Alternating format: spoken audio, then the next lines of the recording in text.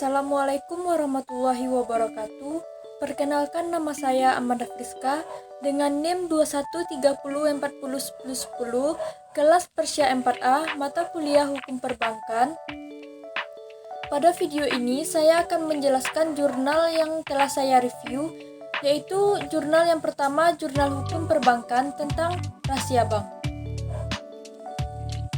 Jurnal yang pertama dengan judul jurnal yaitu Keterkaitan Kerahasiaan Bank dan Pajak antara Kepentingan Negara dan Pribadi.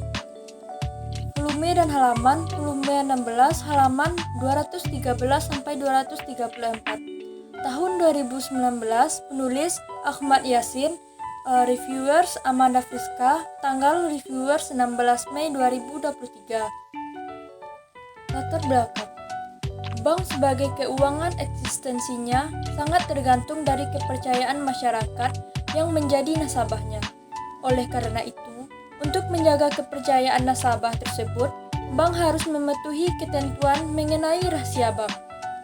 Untuk menghindari terjadinya penyalahgunaan keuangan nasabah, maka dibuatlah peraturan khusus yang melarang bank untuk memberikan informasi tercatat kepada siapapun berkaitan dengan keadaan keuangan nasabah, simpanan, dan penyimpanannya sebagaimana diatur dalam Pasal 1 Angka 28 Undang-Undang Nomor 10 Tahun 1998 tentang perubahan atas Undang-Undang Nomor 7 Tahun 1992 tentang perbankan.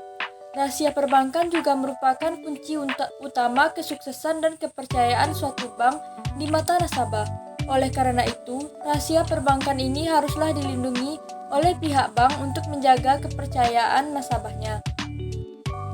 Selanjutnya, permasalahan. Permasalahan dalam penelitian ini adalah mengetahui dalam kondisi bagaimana rahasia bank dapat diakses, pihak-pihak mana yang wajib menjaga kerahasiaan bank, adakah keterkaitan kerahasiaan bank dengan pajak, dan perlukah kerahasiaan bank yang terkait pajak dihilangkan. Tujuan penelitian ini bertujuan untuk mengetahui pihak-pihak yang mendapat pengecualian untuk dapat mengakses kerahasiaan bank demi kepentingan tertentu, sebagaimana disebutkan dalam Pasal 40 Undang-Undang Nomor 10 Tahun 1998. Pasal 40 ayat 1 menyebutkan bank wajib merahasiakan keterangan mengenai nasabah, penyimpan, dan simpanannya. Metode penelitian. Jenis penelitian ini adalah penelitian hukum. Penelitian hukum yang dilakukan dengan cara meneliti bahan pustaka atau data sekunder dapat dinamakan penelitian hukum normatif atau penelitian hukum kepustakaan. Sumber data. Metode pengumpulan data dilakukan melalui studi pustaka berupa buku-buku, jurnal, peraturan perundang-undangan yang terkait dengan penelitian, dan artikel-artikel lainnya. Objek penelitian, bank sebagai lembaga keuangan dalam kegiatan untuk mengumpulkan dana, menyalurkan dana dari masyarakat, baik dalam bentuk tabungan maupun kredit. Hasil penelitian. Hasil penelitian mengungkapkan bahwa terdapat beberapa kondisi di mana rahasia bank boleh dibuka, tetapi tidak semua informasi dan data keuangan nasabah boleh dibuka di hadapan publik, kecuali setelah adanya persetujuan dari otoritas pajak dan setelah mendapat laporan dari lembaga jasa keuangan di bawah pengawasan otoritas jasa keuangan. Pembukaan rahasia bank diperbolehkan apabila berhubungan dengan kepentingan negara, seperti untuk kepentingan peningkatan kepatuhan masyarakat terhadap pembayaran pajak dan peningkatan penerimaan negara di sektor pajak. Jurnal yang kedua, judul jurnal Peran dan Tanggung Jawab Lembaga Penjamin Simpanan dalam Penanganan dan Penyelamatan Bank Gagal Berdampak Sistematik. Volume dan halaman jurnal, volume 23, halaman 23-41.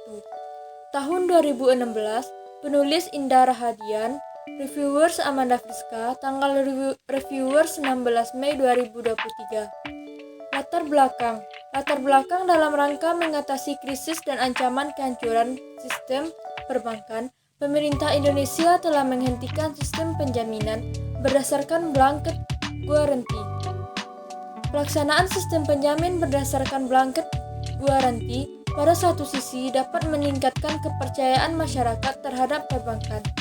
Namun, pada sisi yang lain, sistem ini telah membebani dan menimbulkan moral hazard, khususnya bagi pelaku perbankan. Sistem penjaminan blanket guarantee kemudian diakhiri dan digantikan dengan sistem penjaminan limited guarantee melalui pembentukan suatu lembaga penjamin yang diberi nama Lembaga Penjamin Simpanan atau LPS. Lembaga penjamin yang diberi nama Lembaga Penjamin Simpanan memberikan perlindungan terhadap dua risiko, yakni irrational run dan systematic risk. Selain melaksanakan sistem penjaminan, LPS juga turut aktif dalam memelihara stabilitas sistem keuangan.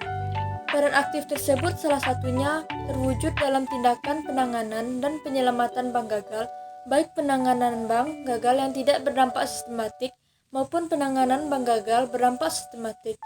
Permasalahan yang dikaji dalam penelitian ini adalah mengenai bagaimana peran dan tanggung jawab lembaga penjamin simpanan terhadap penanganan dan penyelamatan Bank Mutiara sebagai bank gagal berdampak sistematik.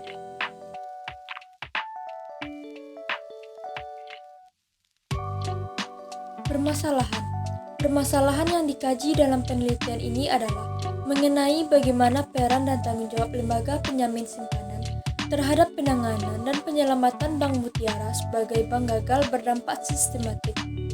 Tujuan penelitian ini bertujuan untuk mengkaji implementasi peran dan tanggung jawab LPS dalam melakukan penanganan dan penyelamatan terhadap Bank Mutiara sebagai bank gagal berdampak sistematik. Metode penelitian, jenis penelitian ini adalah metode penelitian hukum empiris. Penelitian hukum empiris dilakukan baik melalui penelitian lapangan maupun melalui penelitian kepustakaan dengan mengumpulkan, mempelajari, serta menganalisis data hasil penelitian yang relevan guna menjawab permasalahan penelitian. Sumber data hasil penelitian ini yaitu dianalisis secara kualitatif dan disajikan secara deskriptif, sesuai dengan relevansinya dengan rumusan masalah. Pengkajian terutama dilakukan melalui pendekatan peraturan perundang-undangan dan pendekatan konseptual mengenai penanganan dan penyelamatan bank gagal. Lembaga penjamin simpanan atau LPS dalam penanganan dan penyelamatan suatu bank gagal berdampak sistematik.